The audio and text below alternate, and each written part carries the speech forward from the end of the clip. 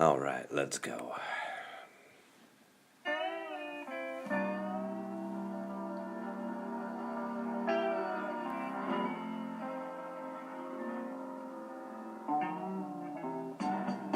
Welcome, everybody, back to Heavy Equipment Radio. I'm Ryan, and your host today. And today we're going to talk about trying out for a job and making a good impression. So let's get this podcast started. Turn down this groovy music really quick, and let's talk. Okay, so you're ready to try out for a job opportunity. Now, any job opportunity I've had in regards to heavy equipment and backhoes specifically, I have never required a written test that I've ever done that I recall.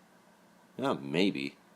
But they all start the same way with what my experience has been, where you come on site, they put you in the machine, and they tell you to do something. So this episode is just going to be on doing the basic things for the beginner on the outset, what to worry about and what not to. So first thing I would do is basically the pre-checks. Ask if you have to sign in anywhere first before you begin work, because that's often required. Then do a pre-check, like checking the oil. They may wave you off that and say don't bother, but start there. Tell them that that's the way you're going to start. And definitely do a walk-around check whether they wave you off that or not. Just do a quick one. Look for something breaking. That's really about it. Also do a quick hazard assessment. Look around your area. See if there's any people, barriers, or things in the way, especially if you're going to be moving the machine. Now, hopefully right now, you're warming up the machine. Now, what I'm going to go over quickly here is there's two control types, basically, John Deere or Cat Control. They go under some other names, but that's how I know them best. You get used to one, you can adapt to another in a short amount of time, but cutting a grade, I found, when going from one control to another, was a little bit troublesome. Hoe packing, compacting, stuff like that was easy with different John Deere or Cat controls, but that's one of the first things you want to ask, and if you can switch them to get them the way you like, and if you can't, then just go a little slower. And I usually end up talking to myself a little bit when I'm using different controls than I'm used to, but it's not a deal breaker, and if you let them know that, they'll know right away that if what you're doing is correct, even though the controls are backwards for you. Now, you want to have the machine level, especially on an excavator, so that you're not rocking or anything like that. With rubber tire backhoe, where you put down stabilizers, you don't have to worry about that so much. You can use the stabilizers to get you level, but with a track hoe, you have to go in and actually make your own little level ground, or do your best to do that so it doesn't rock on you. To make a good impression, say they want you to just simply dig a trench that's 15 feet long, just one swing out with the boom and dig towards you. What I do is make it as straight as I possibly can, obviously, but that becomes important for the beginner on your first few digs. What you don't want to do is take a big just chunk out of the dirt, unless they're telling you to do that. Because when you take that chunk out and it pops up, it puts dirt all over the place. And also, it makes it a little harder to do a straight line. The easiest way to do a straight line right away is to put those teeth in and gently scratch that whole, say, 15-foot length. And scratch it down and loosen it up. And then slowly take about, say, half a foot and take your bucket and scoop it into the bucket by turning the bucket slightly as you're digging towards you. Once you get about 6 inches or a foot down, now that is going to be your trench and also your tracking line for your bucket. So you don't have to worry about being so straight. You've already got it for the first 6 inches. The rest, the bucket will basically keep itself straight. So I do that, and I keep going down about 6 inches at a time. I don't usually bale big chunks of dirt out because it does make a big mess everywhere. The other thing is, once you've digged in your trench, say you've done it about 3 feet deep, you want to make sure that your spoil pile is 1 meter or about 3.5 feet away from either side of that trench.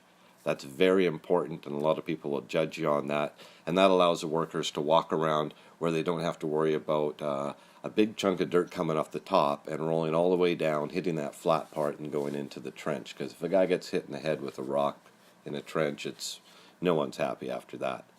Next thing is to do nice, slow, clean, smooth movements.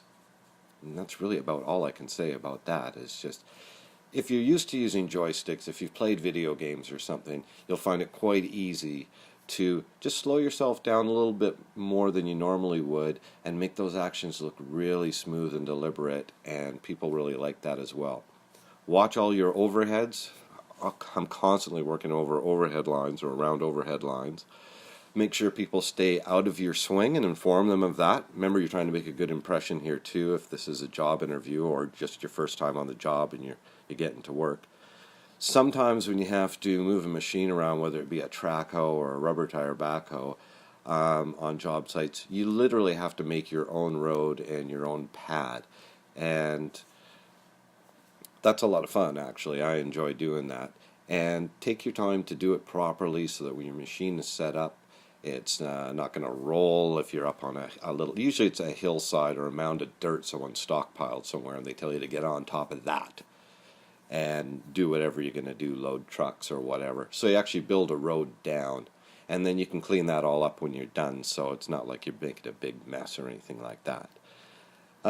Make sure that the bolts are tight in critical areas, like on the tires. And a lot of the track hose and rubber tire backhoes that I run have 2 bolts in the back that hold a key in to switch out the bucket to a jackhammer or a ripper device or something like that. And they always get loose. And if you don't check them, they will fall out. Now, if one falls out out of 2, well, that's okay, right?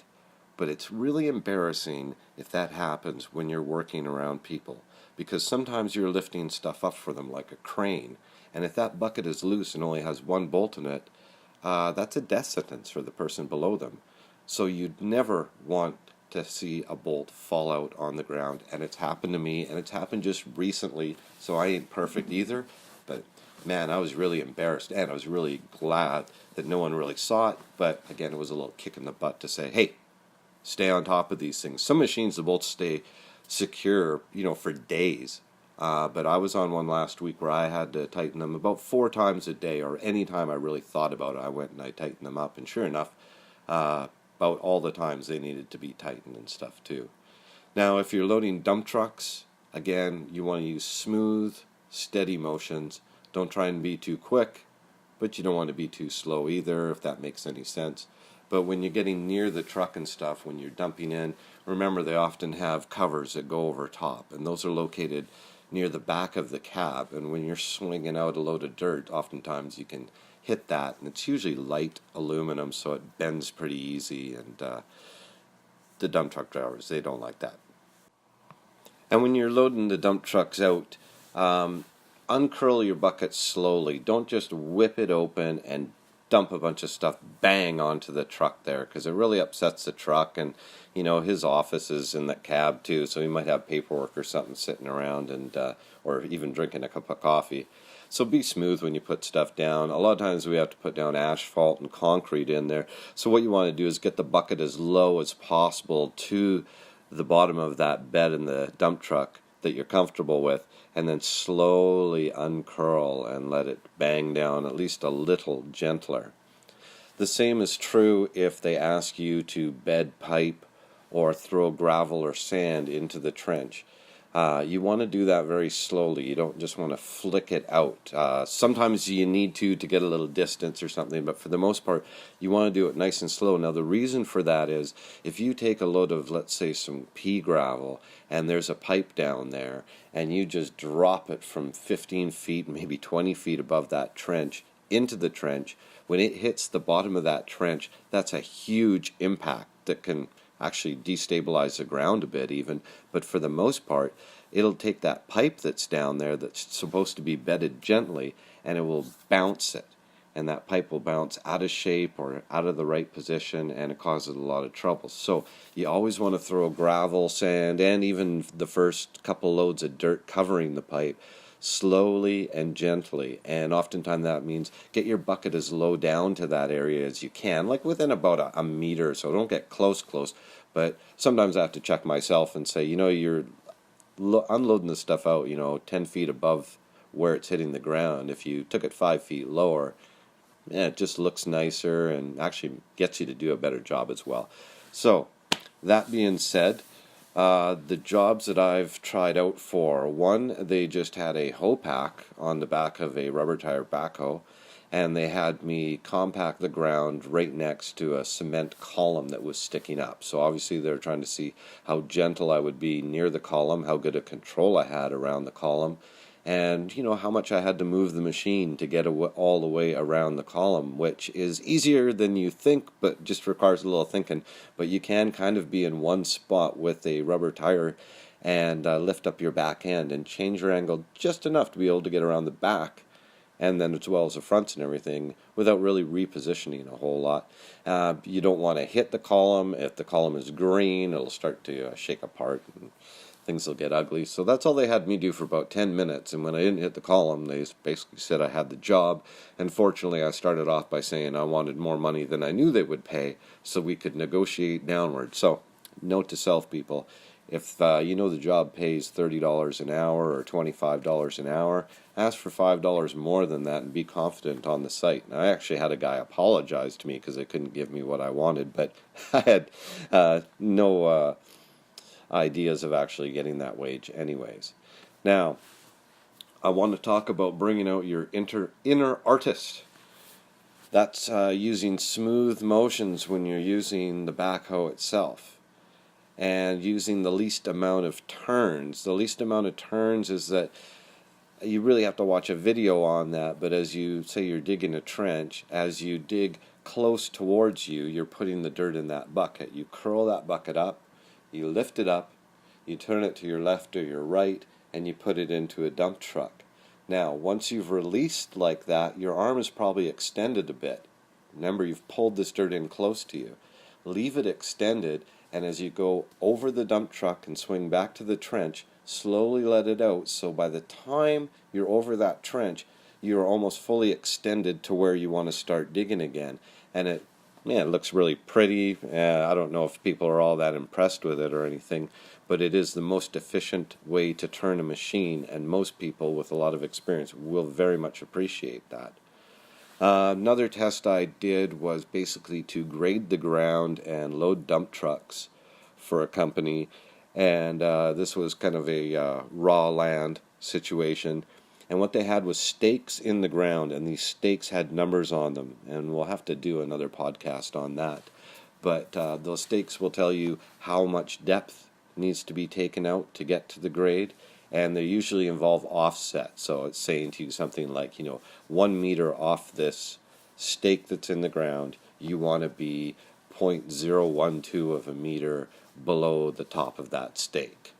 And once you get that straight, which sounds a little more complicated than it is, I'm probably not explaining it well, but I got on the machine, and it was supposed to be a 6-inch 6 inches of dirt I'm supposed to take off the top of these things. This machine was a John Deere 650 something, oh my god, like the size of a house, with a bucket on it that was called a cleaning bucket, so it had no teeth, and it was much bigger than a digging bucket was, so you could load trucks quicker. Now, I could load a truck with like 3 scoops of this thing, but it had cat controls and not the John Deere I was used to, and they wanted me to cut a grade.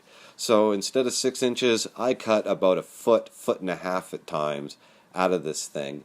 And as for loading the dump trucks, it was impressive to be able to load them with 3 scoops at a time. But a machine that size, when you're swinging over to load a dump truck, you got to do that slow, because I went too fast the first time, and when I went to stop, it went about another 20 feet before it stopped, just because the machine was so big, and I was used to using much smaller machines, like, a Hitachi EX120 or a 235, the new Z-axis machines, which are very sweet and powerful, I might say. Another test I did for a company, all they told me to do was to take this pile and with the back end move it 10 feet over.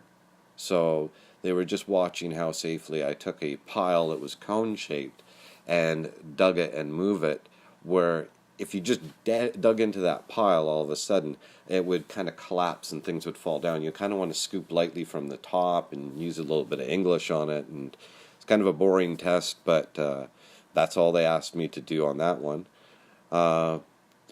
one of the first places that I tried out for, I didn't know how to use the front end of a rubber tire backhoe. I'd only really used an excavator that I owned myself, and had a bit of front end loader experience, but only on my old International Harvester tractor, so it was hardly the same. But I told them that up front, and they basically had me go into a snow pile with the back end, and they threw a bunch of cones and pieces of 2x4s and stuff on the snow pile, and said, dig a trench and don't hit any of that stuff. And they basically knew within 15 minutes that I would be fine, and spent the rest of my time having me do a bit of snow removal that was left in the parking lot of our yard where all our machines were. And by moving light snow around, and that slipperiness too, they were able to teach me the idiosyncrasies of using the front end to a certain degree. Some front ends also have a clamshell design where they actually open up. I'll do a little episode on that, because if you get a chance to use that, it's weird at first, but once you get it, it is awesome. You can pick up all kinds of things and really do some neat work with that kind of stuff. The other thing to note is when you're on a track hoe machine, an excavator itself, when you're done for the day or done from your interview or whatever, clean the tracks off in case they're going to move the machine or something like that. It always looks good, and also if you don't clean the tracks off and rocks and stuff get in there, your tracks will come off. So always keep your tracks nice and clean. I'm going to end that there for this podcast, and I'm going to do another podcast here very shortly to kind of get things updated. I'm going to cover one episode that will include locates, hydrovac, cages, spill kits, first aid, hazard reports, mustard points, how to do a road closure, and how to deal with the public sometimes. So thanks very much again for listening. Another one on its way very shortly. Send me your ideas or your comments or your stories. I got a whole lot of ideas and not enough time to do it, but I'm going to start recording more podcasts right from my machine, and maybe it'll give it more of an authentic taste. Thanks again, everybody.